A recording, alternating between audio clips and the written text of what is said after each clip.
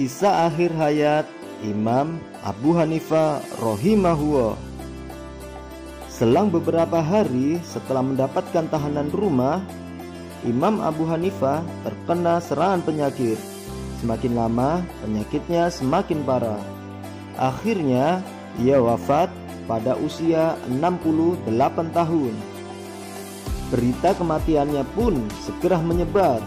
Ketika Khalifah mendengar berita itu, ia pun berkata, "Siapa yang bisa memaafkanku darimu, hidup maupun mati?"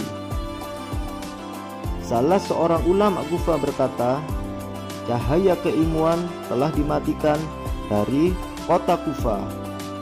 Sungguh mereka tidak pernah melihat ulama sekali berdia selamanya."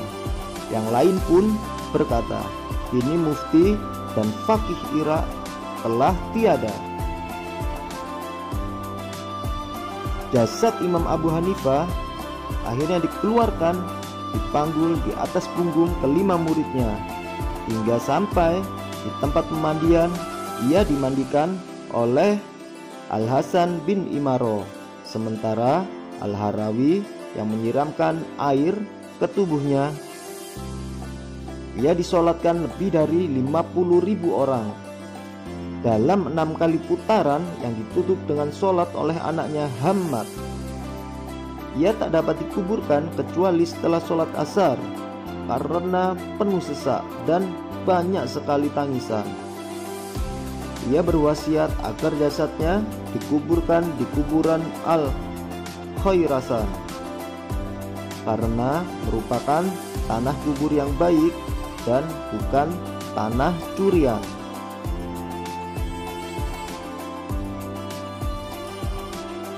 Pujian para ulama untuk Imam Abu Hanifah rahimahullah.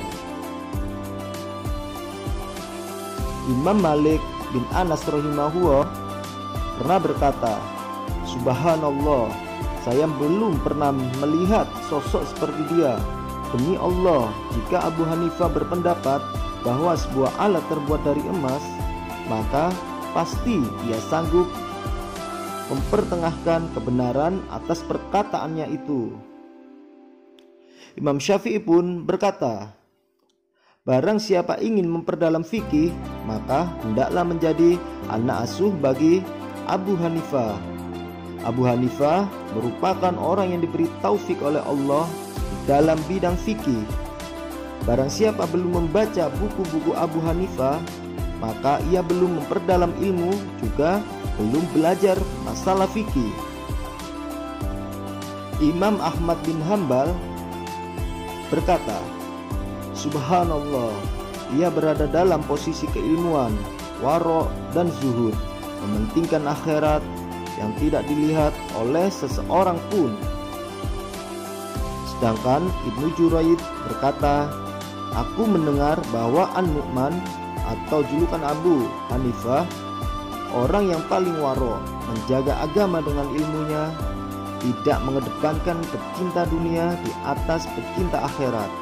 Saya berkeyakinan bahwa dalam dunia keilmuan dia akan memiliki prestasi yang menakjubkan."